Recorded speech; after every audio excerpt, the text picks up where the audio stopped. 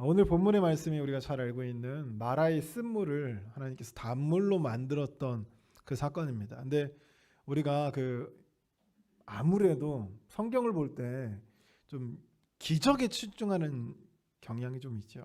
또 다이모닉 같은 사건과 어떤 기적과 이런 거에 우리 초점에 맞추다 보니까 뒤에 내용을 우리가 아마 기억을 못 하실 거예요. 무슨 내용이냐면 뒷내용이 내가 애굽 사람에게 내린 모든 질병 중 하나도 너희에게 내리지 아니하리니 나는 너희를 치료하는 여호와임이라. 아멘. 나는 치료하는 여호와다. 갑자기 이제 마라의 쓴물에서 쓴물을 단물로 만드시더니 갑자기 하나님께서 하시는 말씀이 나는 치료하는 여호와다. 이게 무슨 의미인지를 우리가 잘 알아야 돼요. 그래야지 왜 하나님께서 이스라엘 백성들을 이곳으로 이끌어 갔는지, 왜 이 상황에서 이 쓴물을 단물로 만드셨을 뿐만 아니라 그 불평하고 있는 이스라엘에게 나는 치료하는 여호와다라고 하셨는지. 이스라엘 백성들이 지금 홍해에서 지금 광야로 들어선 지 3일 정도가 됐습니다. 3일 정도가 됐을 때 그들에게 불평이 쏟아져 나왔죠. 그러니까 하나님께서 이제 쓴물이 있었는데 그 기대찬 그 마음을 가지고 쓴물로 갔을 거 아니에요. 근데 먹을 수 없었다니 썩은 물이라는 얘기죠. 이 썩은 물 앞에서 하나님께서 단물로 만든 거예요. 그러면서 하나님께서 나는 치료하는 여호와다. 이걸 이스라엘에게 강조했던 이유가 뭐냐면 하나님께서 이스라엘을 인도하시는데 이 치유하는 하나님이라고 하는 것은 육체적인 병을 치료한다기보다는 좀 더 깊이 있게 하나님께서 왜 이 이스라엘 백성들을 하필 광야로 인도했는지, 왜 3일 동안 그들이 마시지도 못하게 하셨는지, 그렇게 그들이 처한 그 광야라고 하는 이 상황 속에서 하나님께서 그들을 어떻게 인도하실 것인지 그 이유를 알고 있으면 이스라엘 백성들이 하나님을 치유의 하나님으로 알고 있으면 이렇게 불평하지 않는다는 거죠. 그러니까 불평하는 이스라엘 백성들에게 쓴물을 단물로 만드시면서 나는 치유하는 하나님이야 라고 하는 거죠. 할렐루야. 우리 인생에서도 이 광야와 같은 길을 지날 때가 있어요. 그때 우리가 기억해야 되는 게 뭡니까? 치유하시는 하나님. 우리의 상황을 치유하고 우리의 영혼을 치유하고 우리의 불평 가득한 그 죄악된 마음을 치료하는 그 하나님. 그래서 우리에게 광야라고 하는 장소는 고난의 장소이지만 영광의 장소이기도 합니다. 할렐루야. 어떤 분이 저에게 이제 막 이런저런 얘기를 하다가 정확하게 그렇게 얘기한 건 아닌데 그 내용을 들어보니까 그래요. 어떤 내용이냐면 내가 예수를 믿었더니 얘가 이제 자기 생각에는 예수를 믿으면 내가 갖고 있는 문제들이 해결될 줄 알았다는 거죠. 내 재물의 문제, 내 관계의 문제, 내 몸의 병에 대한 문제들이 어느 정도 해결이 될 거라고 생각했다는 거죠. 근데 예수를 믿었는데 이 문제들이 해결되기는커녕 더 어떻게 되죠? 더 심해지기도 한다는 거죠. 특별히 인간관계가 또 그렇습니다. 예수를 믿으면 뭔가 변화가 될 줄 알았는데 오히려 더 어려워지는 거죠. 아마 그런 경험을 해보신 적 있을 거예요. 우리가 그리스도인 중에서 더 어려워지는 상황들을 경험해 본 적이 있습니다. 저희 어머니가 성함이 성자 신자시거든요. 성신입니다. 성신. 찬송가에서도 보셨죠? 그 뜻 맞아요. 그 성신이. 요즘에는 성령이라고 하죠. 이름 자체가 교회에 나올 수밖에 없는 이름이었어요. 근데 저희 외가 쪽이 아무도 예수를 안 믿어요. 어떻게 기가 막히게 그렇게 이름이 지었는지. 근데 이제 저희 어머니가 이제 그 동안에는 이제 부모님의 보호를 받으면서 아주 평화롭게 살았단 말이에요. 잘 모르겠어요. 제가 타임머신 타고 한 건 아니어서 그렇게 얘기한다고 하니까 단 한 번도 할아버지의 말씀을 거역하거나 반대해 본 적이 없는, 그러니까 모범적인 딸이었던 거죠. 그러다가 예수를 만난 거예요. 교회를 다니기 시작했습니다. 여러분, 그 불교 중에서도 진짜 불교는 가도록 내버려둬요. 어딜 가든 뭐만 우리가 그 불교에서 얘기하는 어디만 깨달음만 얻으면 되거든요. 어디 가서든 상관없다고 얘기를 하니까 진짜 불교 신자는, 진짜 참된 불교 신자는 교회 가도 그러지 않아요. 근데 그 이제 외할아버지가 너무 교회만, 그때 당시 인식이 교회는 그 연회당이라고 해가지고, 그러니까 인식이, 그러니까 교회를 너무 열심히 다니는 거예요. 처음에는 그냥 뭐 한두 번 가는 거야, 뭐 큰 의미를 두지는 않았겠죠. 근데 너무 열심히 다니니까 그때부터 막기 시작하는 거예요. 막으면 어떻게 해요? 탈출해서 가는 거죠. 미션 임파서블을 찍고 있는 거죠. 이제 할아버지가 이제 강경하게 이제 막아서기 시작하는 거예요. 그러니까 어떻게 해버려요? 거기서 못 가요? 어떻게 하는 거죠? 가출을 해버리는 거죠. 그렇게 해서라도 교회를 가는 거예요. 근데 여러분 생각해 보세요. 그 과정에서 할아버지와 그 외할아버지와 저희 어머니가 굉장히 많이 다퉜을 거예요. 단 한 번도 다퉈본 적이 없다가 그렇게 막 다투기 시작하는 거예요. 할아버지 입장이 서운하죠. 할아버지 오기하게 키웠는데 갑자기 교회 다닌다고 자기 말을 거역하니 얼마나 괘씸하겠어요. 막 싸웠다고 얘기해요. 가출하고 교회 가려고. 그러니까 예수를 믿었는데 상황이 더 괜찮아지는 게 아니라 어떻게 되는 거예요? 더 곤욕스러워지는 거죠. 인간관계도요. 가출하고 나보니까 밥 먹는 것도 물 먹는 것도 누군가의 도움이 없이는 먹을 수가 없는 거죠. 이게 이제 우리가 예수를 믿으면 발생하는 오히려 큰 문제들이라고 하는 거죠.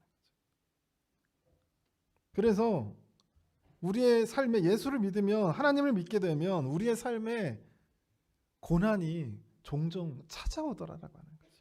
할렐루야. 왜냐하면 사단은 어떻게 해서든 우리를 예수로부터 떨어뜨려 놔야 돼요. 그러니까 어떤 수단과 방법을 동원해서도 우리를 끌어내리려고 하는, 그러다 보니까 고난이 닥쳐오는 겁니다. 그래서 예수를 믿으면 우리가 종종 착각하는 것 중에 하나가 우리가 복을 받을 거다 이렇게 얘기를 하다 보니까 기복주의죠. 그러다 보니까 그 위험성이 어떻게 가냐면, 예수를 믿으면 뭔가 성공할 것 같고, 예수를 믿으면 뭔가 내가 고난이 없었고 문제가 해결될 것 같고, 예수를 믿으면 내가 뭔가 한층 더 발전할 것 같은데 오히려 그 반대의 상황들이 생겨나더라라고 하는 겁니다. 사단은 우리를 어떻게 해서 끌어내리려고 하기 때문이다라고 하는 거죠. 이스라엘 백성도 이제 이런 비슷한 상황인 거죠. 이스라엘 백성들이 홍해를 건넜어요. 여러분 홍해를 건넜을 때 이스라엘 백성들이 기분이 어땠을 것 같아요? 한번 상상해 보세요. 노예로 살다가, 그죠? 아들이 나면 어디다 던져서 죽여야 돼요? 나일강에 던져서 죽여요. 그런 비참한 상황이에요. 진짜 노예 중에 노예죠. 생각도 못하고 그냥 버리는 거예요. 죽이는 겁니다. 그런 삶을 살다가 그들에게 진짜 주인은 파라오였단 말이에요. 근데 그 홍해에서요, 파라오와 파라오의 군대가 다 죽습니다. 실제 이집트의 역사에서 이 파라오의 왕이 익사한 사건이 2번 있단 말이에요. 그 중에 한 번이 이 모세 시대 때입니다. 이때 파라오가 죽었어요. 절대자예요. 신의 대리자입니다. 신의 아들이에요, 파라오는. 그래서 피라미드 크게 짓잖아요. 신의 아들임, 신입니다, 신. 그 신이요, 하나님 앞에서 맥도 못 쳐보고 죽은 거예요. 그때 느꼈던 이 희열, 이 자유, 이것이 어마어마했겠죠. 그래서 이 이스라엘 백성들 홍해를 건너고 하나님을 찬양하고 기뻐하고 난리가 났어요. 자기들을 올가매던 그 존재가 사라질 겁니다. 이제 자기네들은 진짜 노예가 아니에요. 이제 누구도 자기들을 노예라고 부를 자가 없고 자기들은 이제 자유합니다. 그리고 우리를 자유케 하신 분이 하나님이에요. 그 절대자, 10가지 재앙을 통해서 이집트를 박살내고 이 홍해 앞에서 절대자, 신이라고 생각했던 파라오를 수장시켜 버렸습니다. 이 기쁨이 얼마나 넘쳐났겠어요. 그렇게 하나님을 찬양하는 게 한 장 내내 하나님을 찬양하는 노래가 나와요. 너무 기뻐서. 그런데 그게 얼마 못 가죠? 며칠 만에 예수님이 3일 만에 부활했듯이 이들이 3일 만에 은혜를 까먹습니다. 이들의 생각에는 이 홍해를 건너가면 이제 이 노예잖아요. 400년 동안 노예로 살았으니까 지도를 당연히 못 봤겠죠. 홍해를 건너면 뭐가 있을 거라는 생각도 못 했을 거예요. 근데 이들의 생각에는 아마 홍해를 건너가면 뭐가 있을 것이다라고 생각한 거예요. 젖과 꿀이 흐르는 그 가나안 땅이 있을 거라고 생각했던 거죠. 근데 이 홍해를 딱 건너고 나오고 보니까 그들을 기다리는 게 뭐예요? 홍해를 딱 건넜는데 그들이 기다리는 게 뭡니까? 파란 광야가 기다려요. 물도 없고 먹을 것도 없고 농사조차도 꿈도 꿀 수 없는 생명이 살아가는 것 자체가 척박한 땅인 그 광야가 기다리는 거죠. 이스라엘 백성들이 3일을 참았어요. 그러다가 물이 다 떨어져서 물을 못 먹을 때쯤 이 마라의 쓴 물을 만나게 되는 거죠. 그래서 기대에 찼겠죠. 드디어 물을 먹을 수 있겠구나. 역시 하나님이 필요할 때 공급해 주는구나. 그러고 가서 먹으려고 봤더니 뭐예요? 쓴 물인데 좀 더 적극적으로 표현하자면 썩은 물이죠. 어떻게 얼마나 비참하지 않겠어요? 여러분 내 자녀들을 먹여야 된단 말이에요. 거기에 깐난장애도 있었을 거란 말이죠. 부양해야 되는 내 노부모가 있었을 거란 말이에요. 근데 먹을 물이 없어서 썩은 물을 줘야 되는 그들의 심정을 한번 생각해 보십시오. 그때 터진 거예요. 하나님한테 원망이 터진 겁니다. 우리 보고 하나님의 백성이라고 하더니, 우리 보고 하나님의 자녀라고 하더니, 이게 뭔가?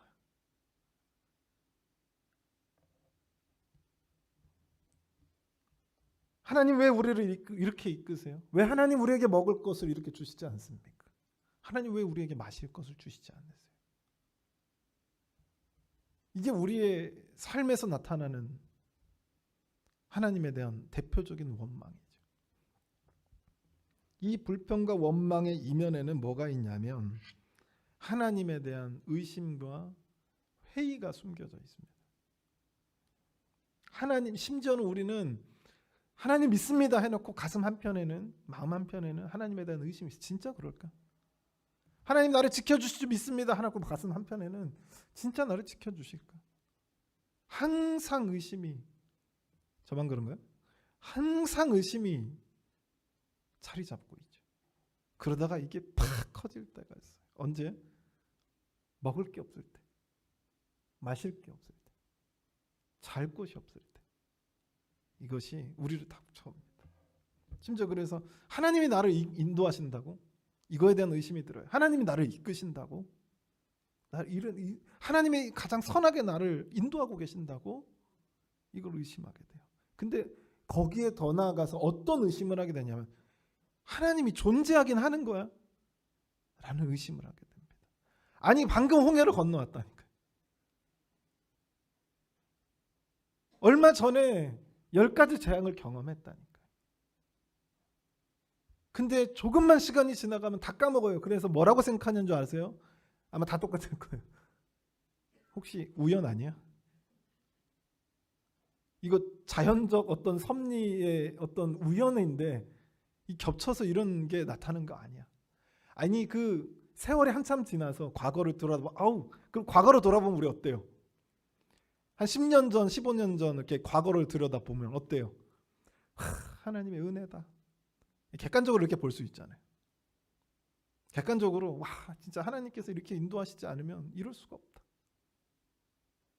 근데 막상 지금 현실에 처한 그 상황에서는 물이 없고 먹을 것이 없는 그 상황에서는 하나님을 의심한다니까요. 하나님 인도하시는 것을 믿지 못합니다. 그래서 하나님의 존재 자체도 부정하는 경우들이 생겨나요.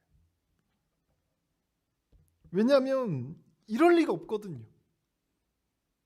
아니, 이 썩은 물을 먹어야 되는 이 상황에 하나님이 나를 내버려 둘 리가 없거든요. 진짜 그분이 나를 자녀라고 생각하고, 진짜 그분이 자신의 백성이라고 생각하고, 진짜 그분이 나를 인도하시고 가장 선하고 가장 좋은 길로 나를 인도하신다면 절대 이곳에 날 썩은 물을 먹게 하실 리가 없다라고 하는 거죠.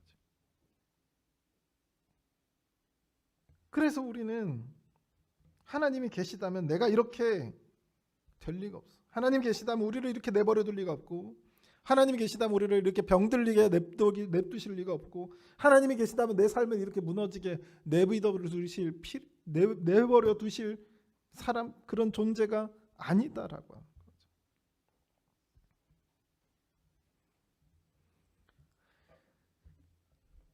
그런데 우리가 잘 생각해 봐야 돼요. 잘 생각해 봐야 돼요. 여러분, 우리가 언제 그리스도인이 되겠다고 얘기했습니까?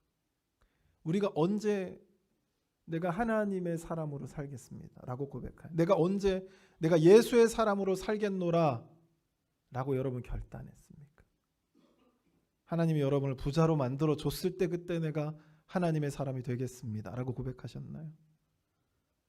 하나님이 내 삶의 문제를 딱 해결해 주셨을, 기적같이 해결해 주셨을 때, 와, 내가 이제부터 하나님의 사람이 되겠습니다 이렇게 얘기하셨나요? 하나님이 내 뭔가의 소원을 딱 들어주셨을 때 내가 하나님, 내가 이제서야 하나님의 사람이 되겠습니다 이렇게 얘기하셨나요? 가만히 돌아보십시오. 우리가 언제 예수의 사람이 되겠다 라고 고백했나요?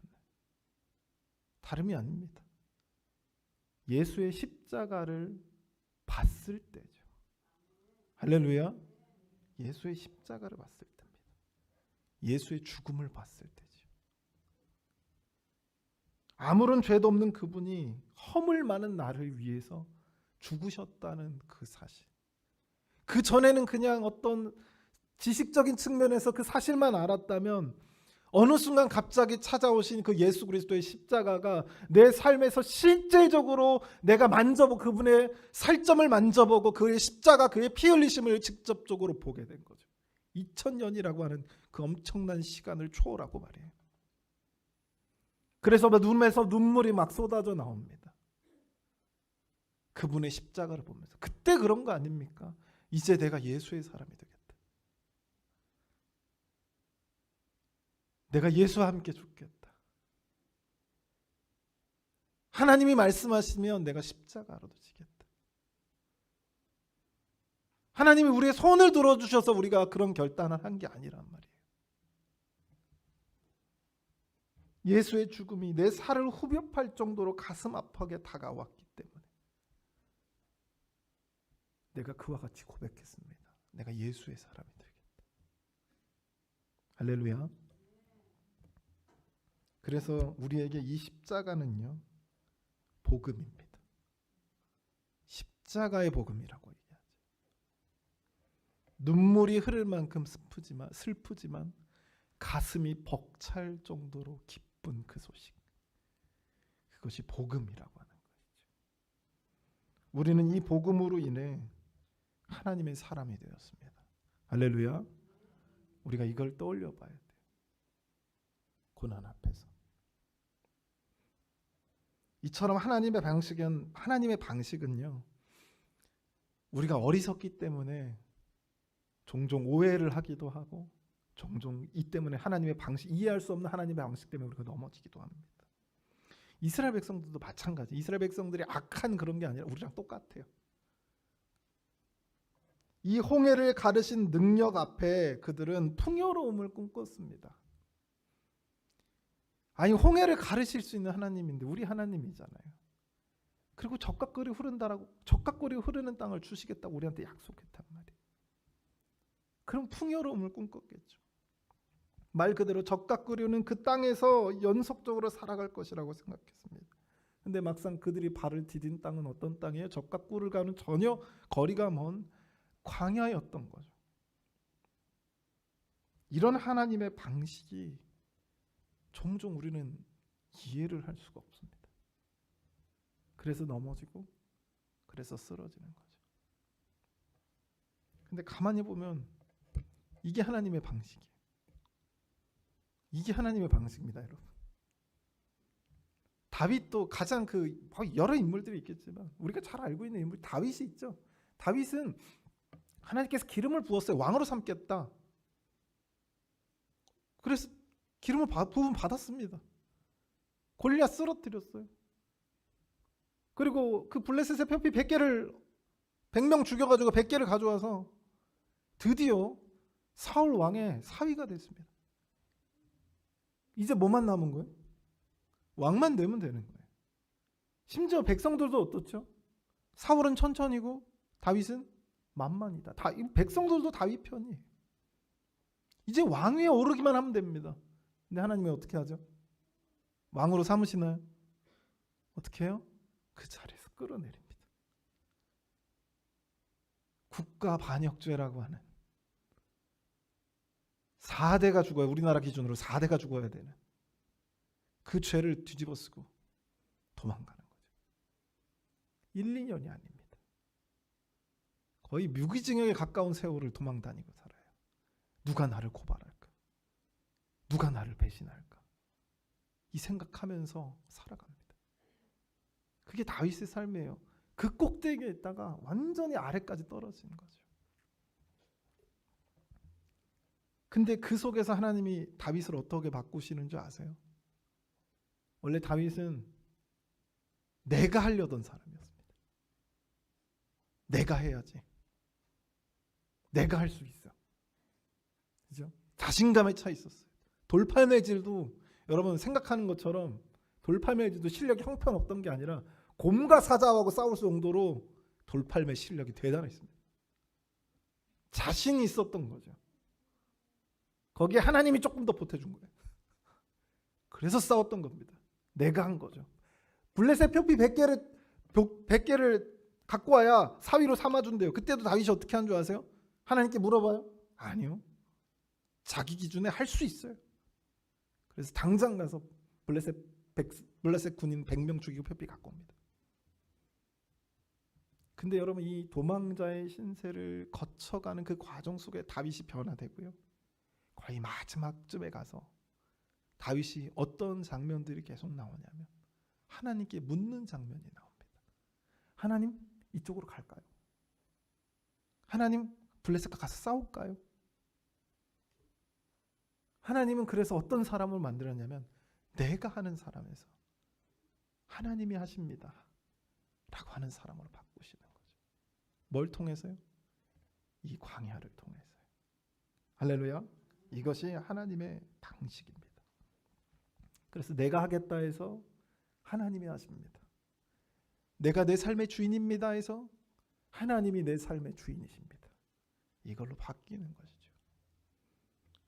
이렇게 바뀌는 과정이 바로 광야라고 하는 겁니다. 때문에 우리의 인생이 광야를 지날 때 우리에게 필요한 것은 절대적으로 필요한 것은 뭐냐면 바로 이 믿음입니다. 할렐루야. 믿음이 있어야 고난을 건너갈 수 있어요. 믿음이 있어야 광야를 건너갈 수 있습니다. 이스라엘 1세대는 이 믿음이 없어서 광야를 건너가지 못하고 죽었습니다. 여러분 생각해 보십시오. 여러분이 정말 신뢰하는 부모님이 있어요. 아버지가 있어요.